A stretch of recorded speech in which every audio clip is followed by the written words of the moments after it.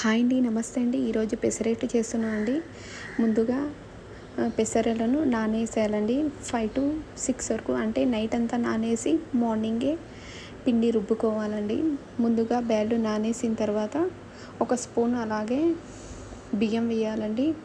ఈ నానిన తర్వాత పచ్చిమిర్చి మిక్సీ పెట్టుకోవాలండి.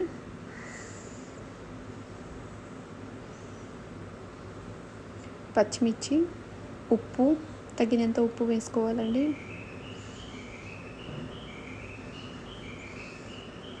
కొంచెం అల్లం వెల్లుల్లి పేస్ట్ వేసుకోవాలండి.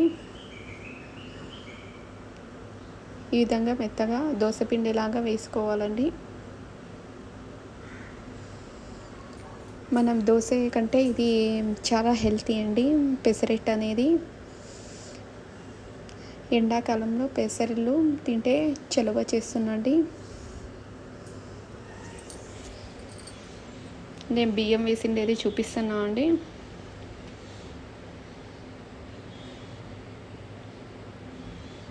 అంతే అండి.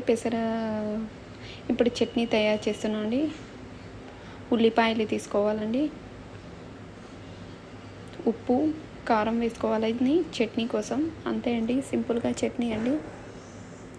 దోసపిండి లేనప్పుడు పెసరట్టు వేసుకుంటే చాలా టేస్టీగా ఉంటుందండి.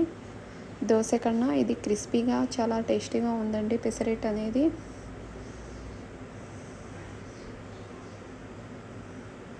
టేస్ట్ చాలా బాగుందండి పెసరట్టు టేస్టు.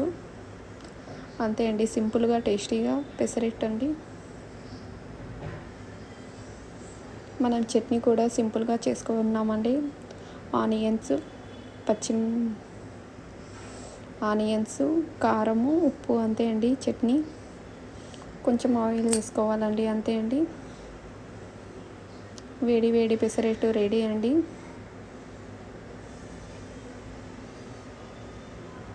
పెసరట్టు చాలా క్రిస్పీగా చాలా బాగా వచ్చిందండి.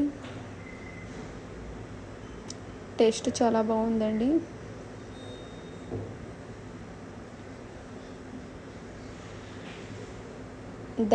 డైలీ రైస్ కంటే పెసరట్టు ఒకసారి వీక్లీ వన్స్ టైం చేసుకుంటే చాలా బాగుంటుందండి.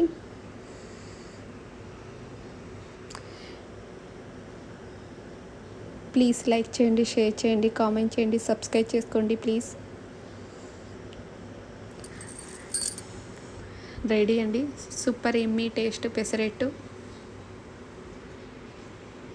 Thank you.